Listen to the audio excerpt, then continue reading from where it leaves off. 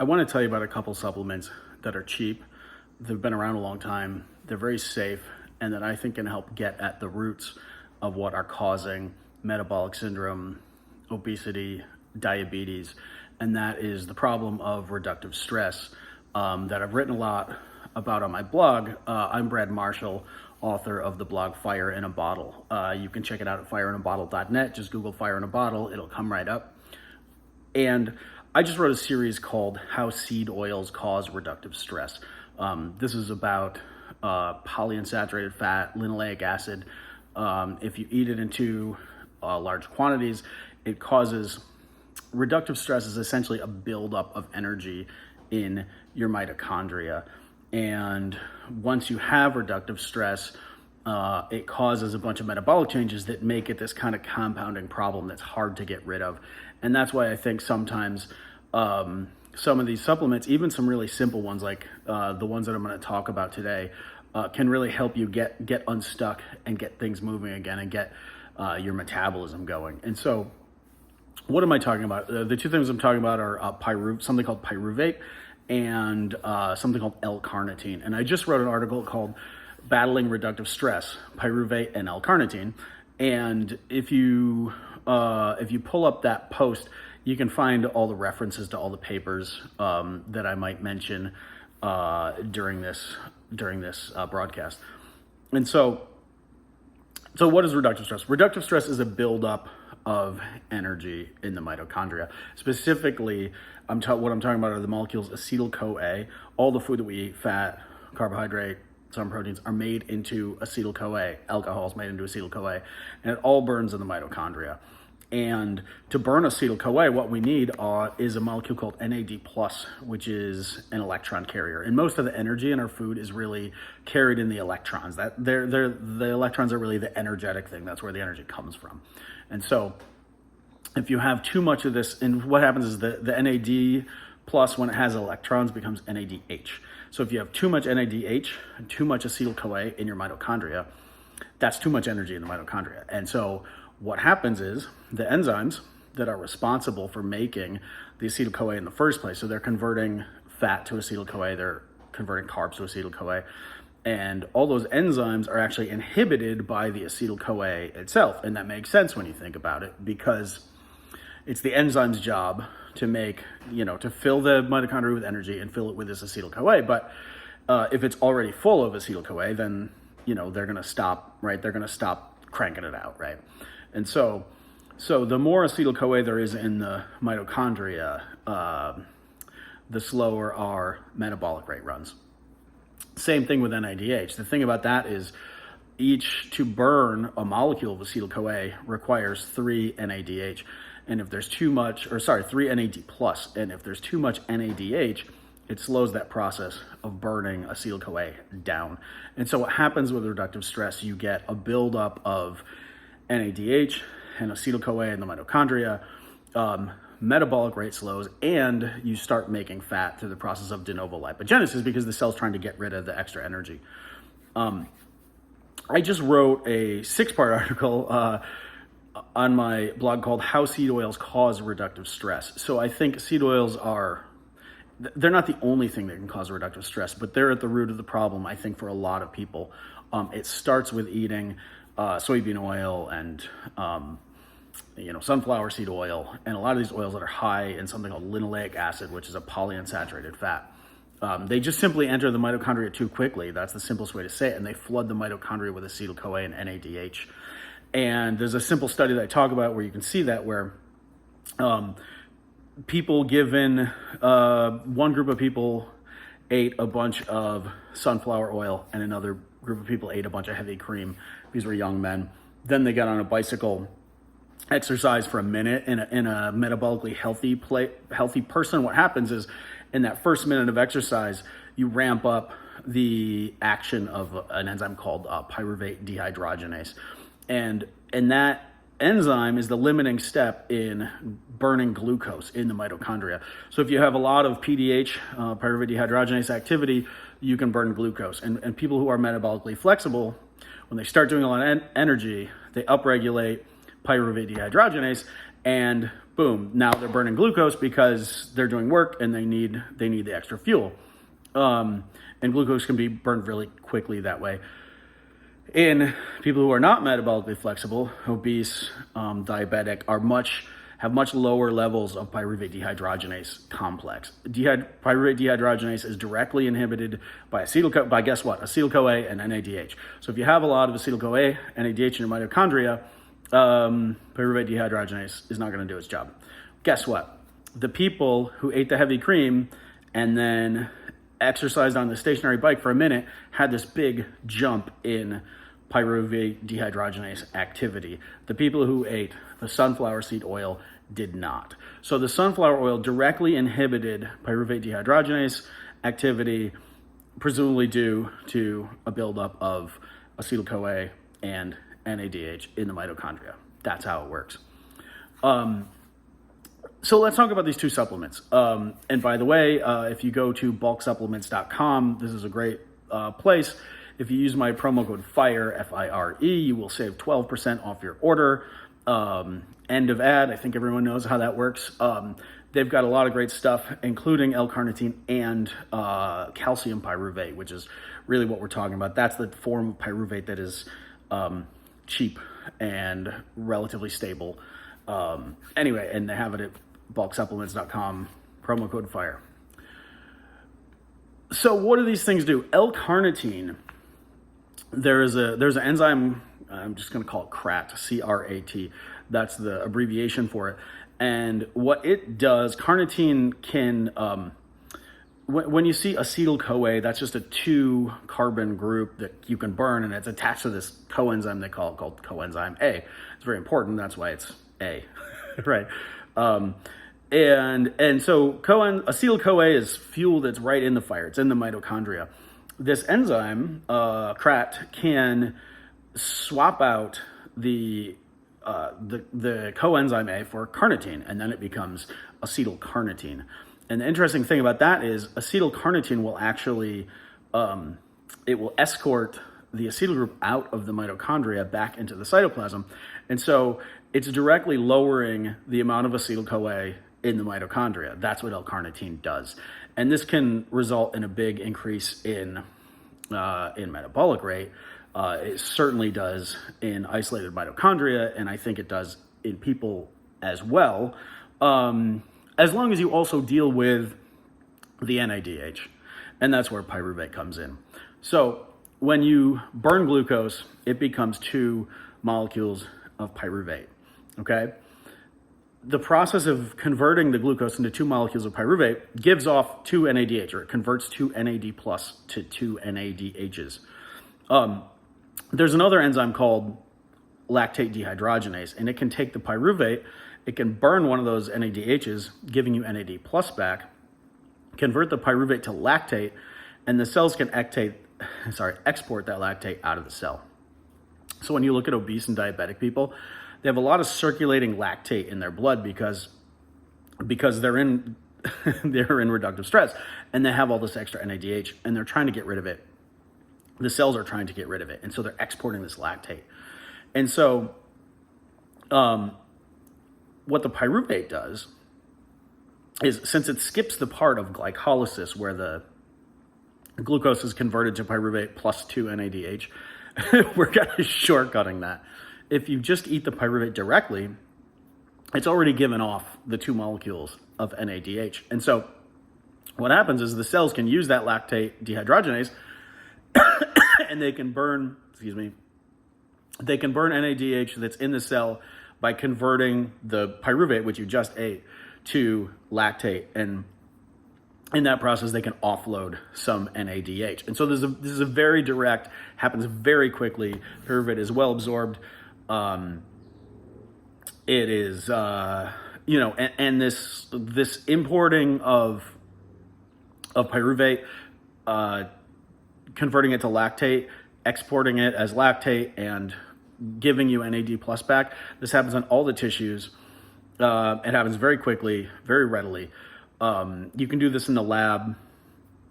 If you take cells and you incubate them in pyruvate, the NADH levels drop to 0.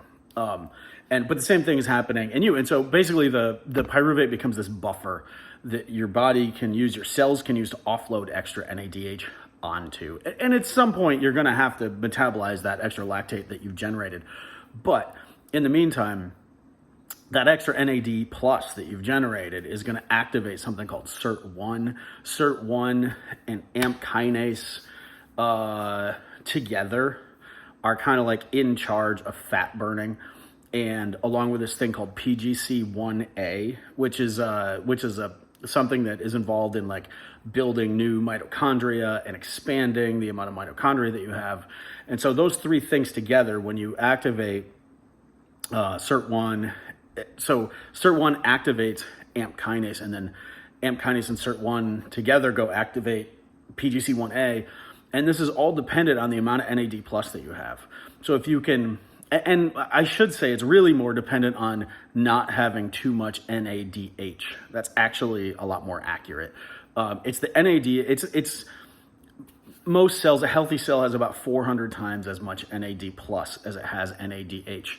But a cancer cell only has 200 times as much NAD plus as it has NADH. And a cancer cell obviously has all kinds of problems.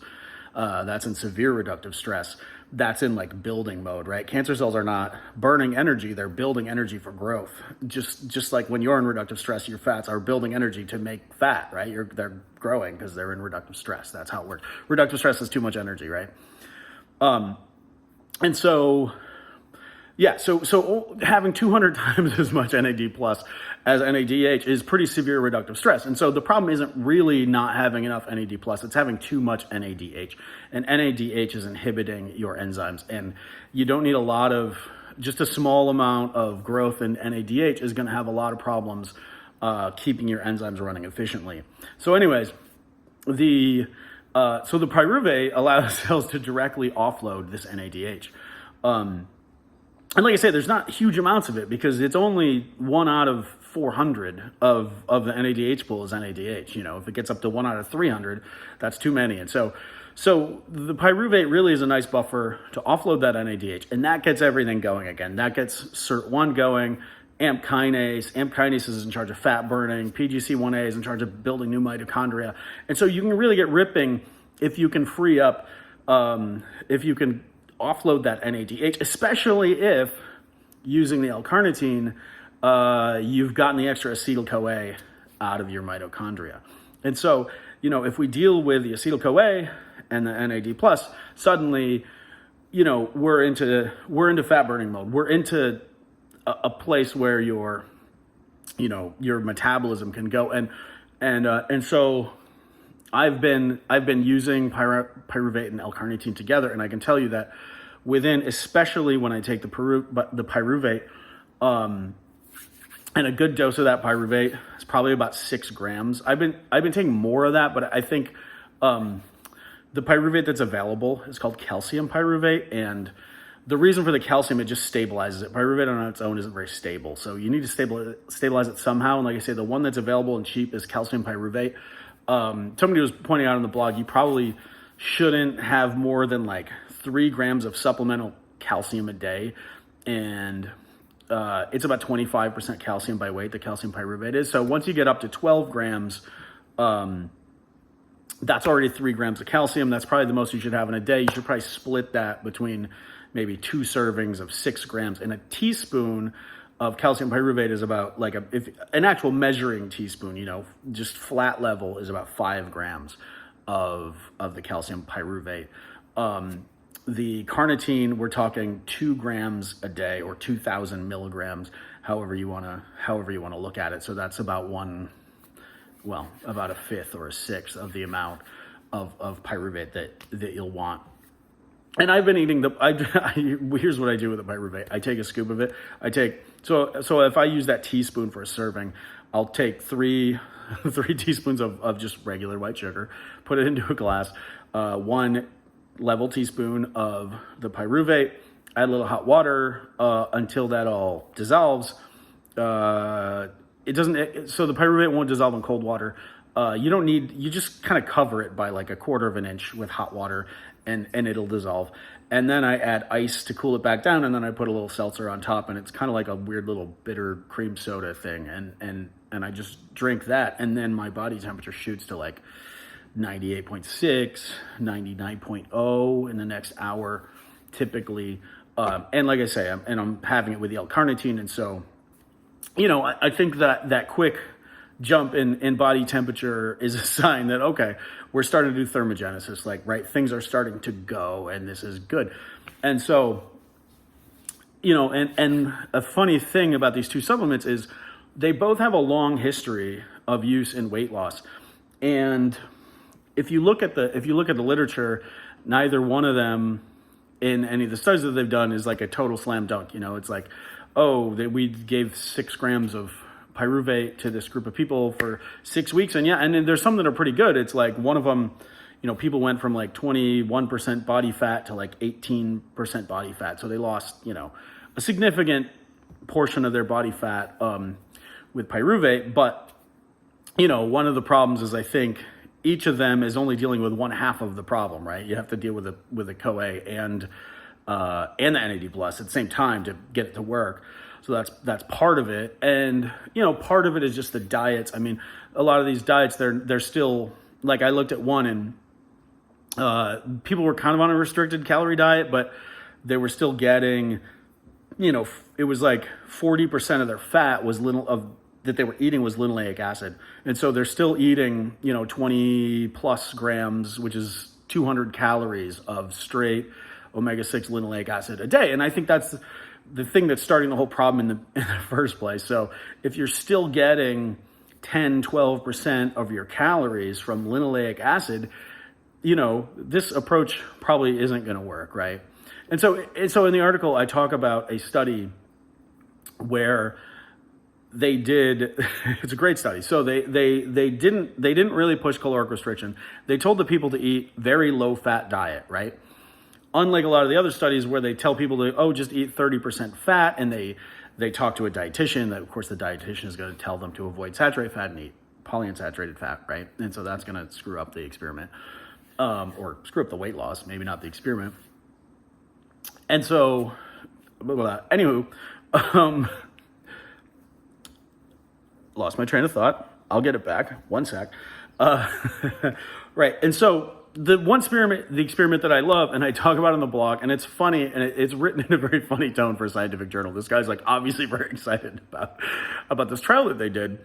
And it combined pyruvate and L-carnitine, and they told people to eat a very low-fat diet. And so that eliminates the PUFA, just because they said low fat, right? So we got rid of the polyunsaturated fat. We combined pyruvate and L-carnitine, and they had a couple other.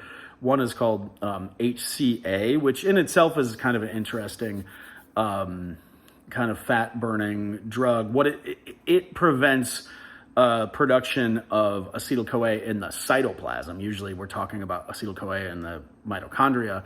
By preventing the formation of acetyl-CoA in the cytoplasm, that's actually how you do de novo lipogenesis. So if you can't make acetyl-CoA in the cytoplasm, you probably can't do a lot of de novo lipogenesis. So that was the third component of that. And there was another chromium, which you'll see a lot on diet blogs, and I don't even know what the chromium does.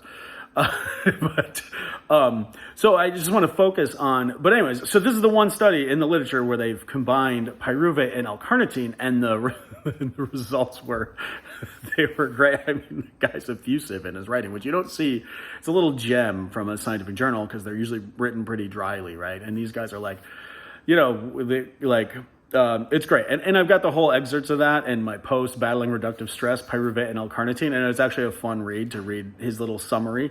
But yeah, so they were doing 12 grams of pyruvate a day and only 250 milligrams of L-carnitine, which I would say I prefer more. I think 1 gram or 2 grams a day is a reasonable dose of L-carnitine. L-carnitine is common in meat, by the way. You get about 80 milligrams from a 3-ounce portion of beef and about 25 milligrams from a 3-ounce portion of pork, and much less from chicken, right? So everyone's eating chicken now.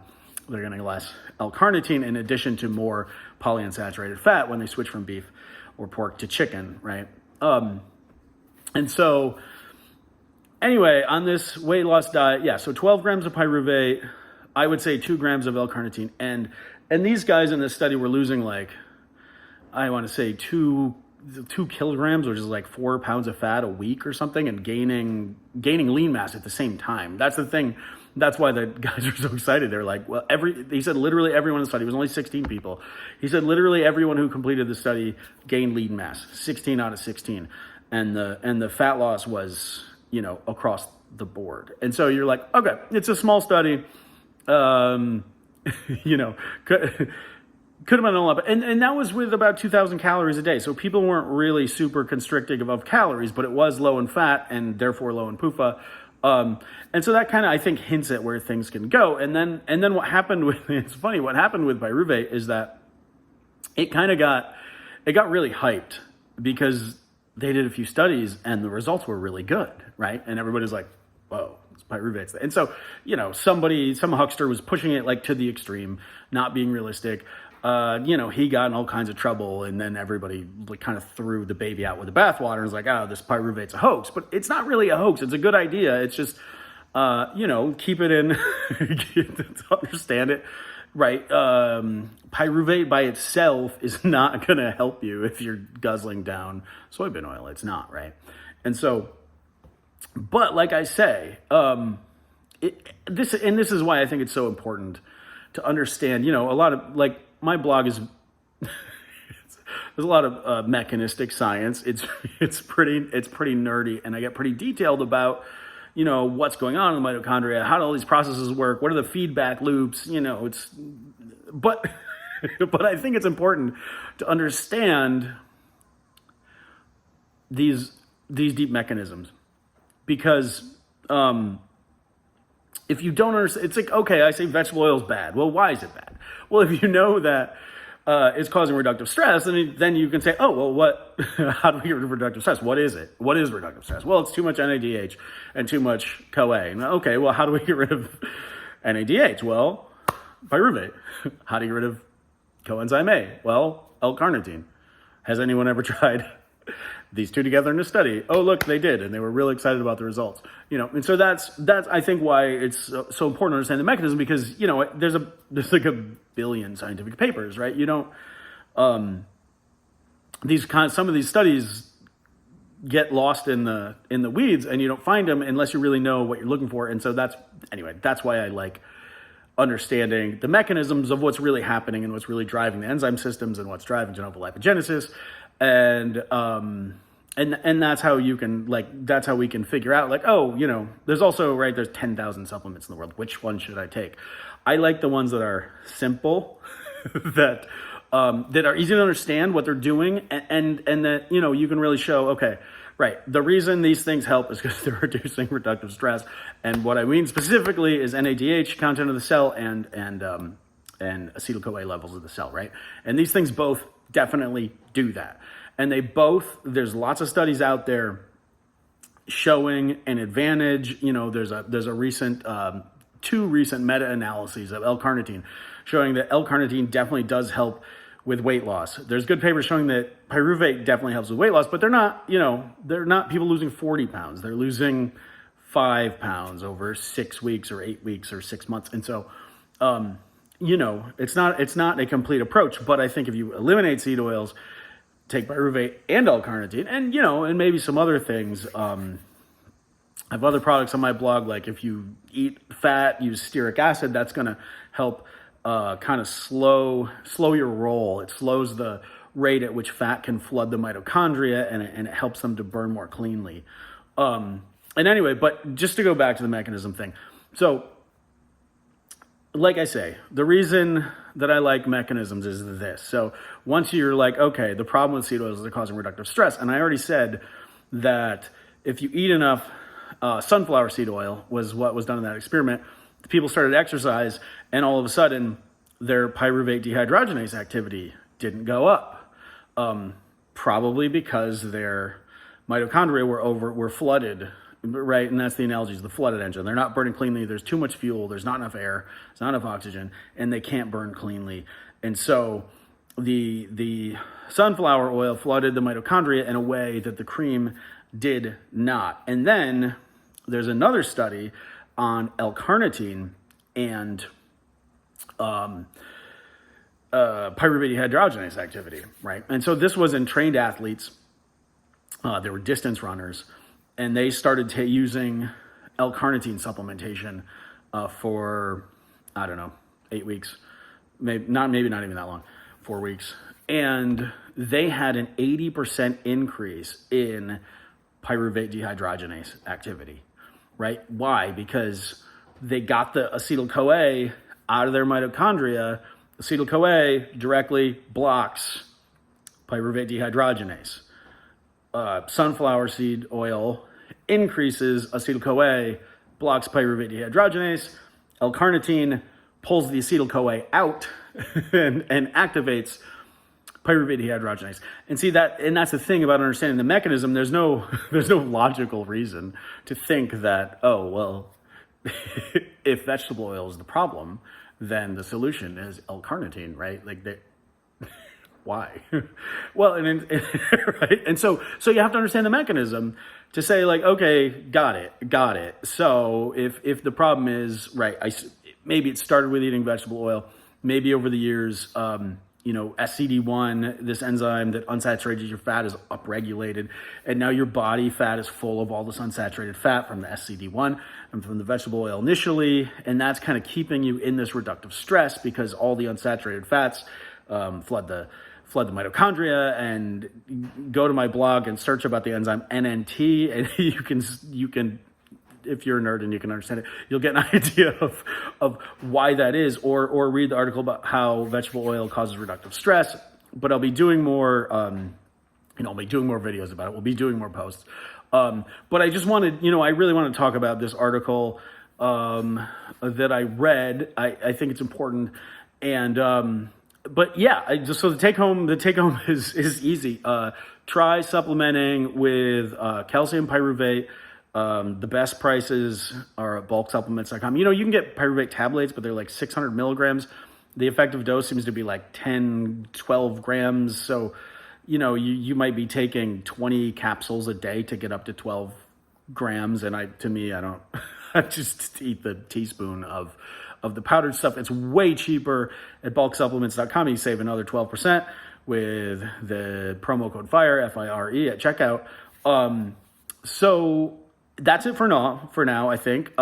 Check out the article on the blog. I'm going to be doing these little short videos more often. That's my goal. I guess it's 28 minutes. It's not quite as short as I thought it was going to be, but I guess I have a lot to say. And so check back in. You can find these videos at the Fire in a Bottle. What do they call that thing? It's not Facebook. Well, probably Facebook, but also Instagram. That's it. On my Twitter channel, which is fire_bottle.